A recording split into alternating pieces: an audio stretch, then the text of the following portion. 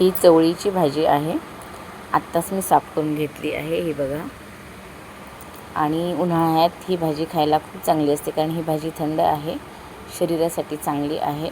आणि आता ही भाजी मी कशी बनवते ते तुम्हाला दाखवते. चला या.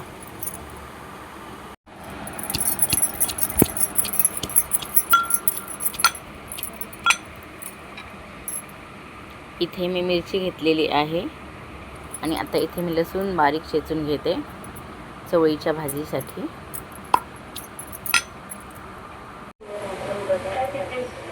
आता मी ही भाजी स्वच्छ धुवून घेते.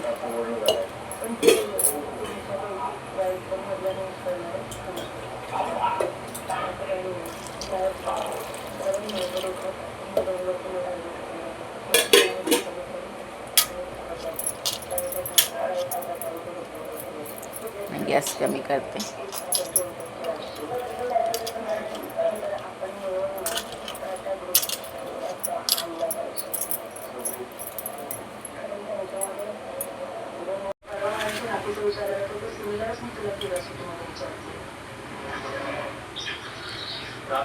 तेल टाकते 2 चमचे.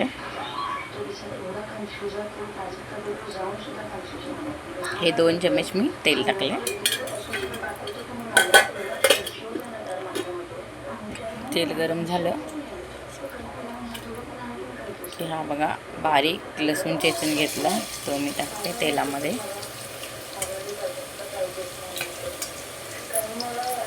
इथे मी भाजी छान धुवून घेतलेली आहे चवळीची. आणि आता मी ह्या मिरच्या टाकते.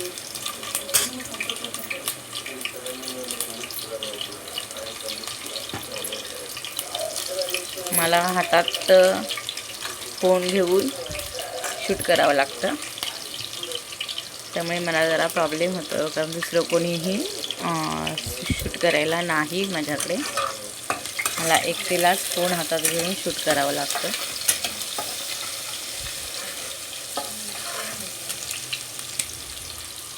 हा असा लसूण आणि मिरची छान परतवून घ्यायची.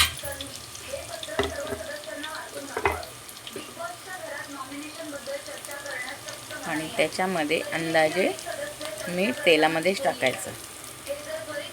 या भाजीला मीठ थोडं कमीच टाकायचं, नाहीतर लगेच मीठ जास्त लागत नाही या भाजीला, नाहीतर लगेच खारट होते भाजी. त्यामुळे अंदाजे थोडंसंच मीठ टाकायचं.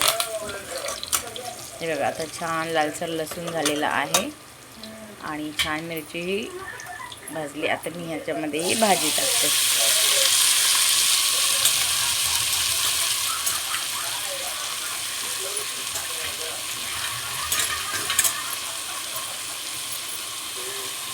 आणि ही मूग डाळ घेतलेली.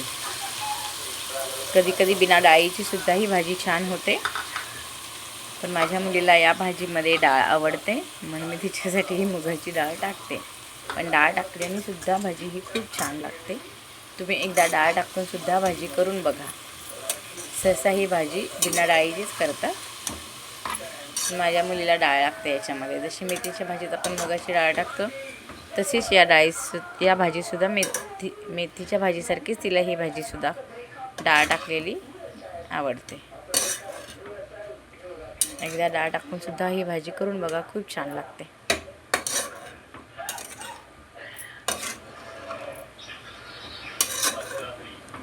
आता हे छान मी परतवून घेतले. आता हे 5 ते 10-15 मिनिट शिजायला ठेवते.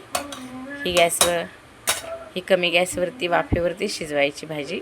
याच्यामध्ये पाणी टाकायचं नाही, बिना पाण्याचीच ही भाजी छान शिजते. चवळीची भाजी आपली रेडी आहे. सेम मेथीच्या भाजीसारखी झालेली आहे.